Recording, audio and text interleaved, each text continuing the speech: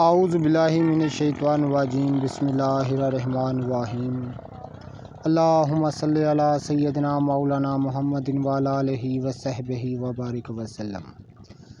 تمام تعریفیں رب العزت کی ہیں جو تمام جہانوں کو پالنے والا ہے۔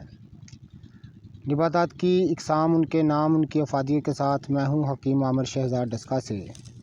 ناظرین کرام، جڑی بوٹیوں کی صحیح شکل و صورت، ان کے صحیح نام، ان کے صحیح فائدے میں آپ کی خدمت میں عرض کرتا ہوں۔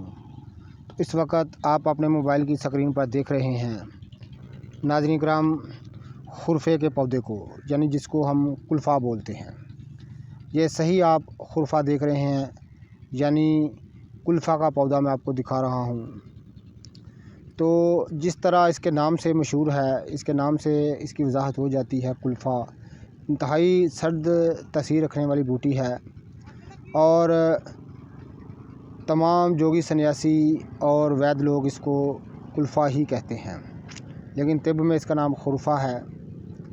تو معدے اور جگر کی حرارت کو دور کرنے اور مثانے کی حرارت کو دور کرنے میں اس کا کوئی ثانی نہیں ہے۔ اس کو گھوڑ کر بھی پیا جاتا ہے، کئی طریقے سے اس کو استعمال کیا جاتا ہے۔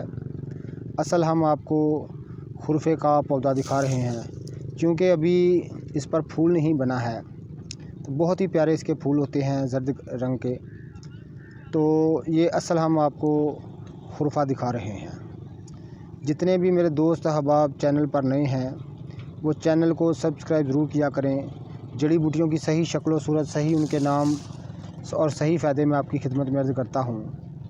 تو یہ آپ دیکھ رہے ہیں، یہ خرفے کا کلفے کا پودا میں آپ کو دکھا رہا ہوں۔ ہر قسم کی حرارت کو، صفرا کو دور کرنے میں بڑی لاجواب بوٹی ہے۔ یہ آپ کو میں خرفہ دکھا رہا ہوں۔